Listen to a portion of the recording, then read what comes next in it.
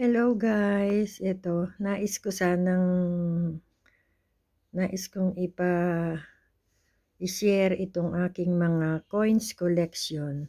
So nakakatuwa siya, natutuwa ako kasi may iba't ibang design sila.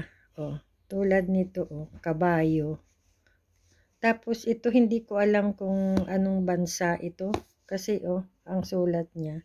And you see this one also has yan, ito din parang flower siya. Tapos ito namang isa may butas. Hindi ko alam yan. Tapos ito, yan. Ang dami kong koleksyon, iba't ibang ang pinakamagaan na koleksyon ko is ito sa Indonesian itong Indonesian coins, napakagaan niya. So, may iba't ibang hugi sila. Nakakatuwa ito, Meron pa siyang bilog sa gitna. Ayan, ito din, hindi ko alam kung anong bansa ito. Itong hindi ko alam. May mga coins ako dahil ako is OFW. So, naisipan kong mag-collect ng iba't ibang coins. Yan. So, mayroon ako ditong pinakamatagal na 1964. 1964 ang pinaka luma kong coins na collection. Yan. Iba-iba siyang coins. Ayan, tulad nito, ang cute niya.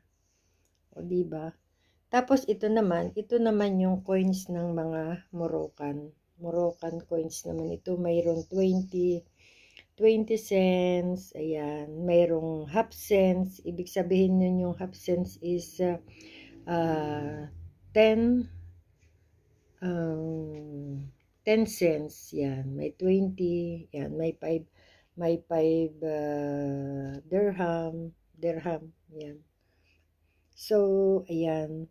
So, ito, iba-iba siya. So, nakakatuwa siyang pagmasdan. Itulad dun na to, Iba din ang design nito na isa na ito.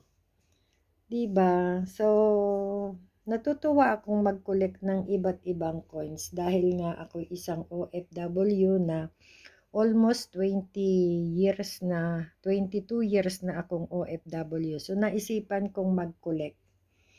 So, marami pa ako na collection. Ito lang collection ito ay from 2005 collection ko ito. Yan. So, ayan. Dahil ako dito naman sa Morocco is 15 years na dahil iba-iba din yung nagiging amo ko.